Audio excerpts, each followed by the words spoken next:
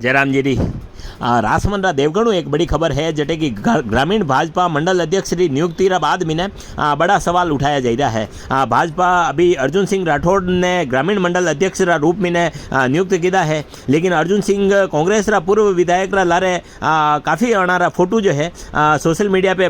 जमने वायरल हो रहा है। कार्यकर्ता पूर्व कांग्रेस विधायक सुदर्शन सिंह रा लारे फोटो शेयर करने अर्जुन सिंह ने बधाई दे रहा है और भीम विधानसभा रा भाजपा संगठन में अजीबोगरीब स्थिति यह देखने मिल रही है जटे कि भाजपा कार्यकर्ता जो है बड़ा महीना उहापोरी स्थिति है। कार्यकर्ता पूछ रहा है कि अर्जुन सिंह जी जो नियुक्ति भी है वह बीजेपी रा मंडल अध्यक्ष में भी है कि कांग्रेस रा मंडल अध्यक्ष रा रूप में भी है और आनी नियुक्ति रा बाद में कार्यकर्ताओं में अंदरूनी रोष देखो जा रहा है और ऐसा समय पे सवाल उठाया जा रहा है कि कई कारण है कि भाजपा ने कांग्रेस रा समर्थित पदाधिकारी ने आयात करना पड़ रहा है।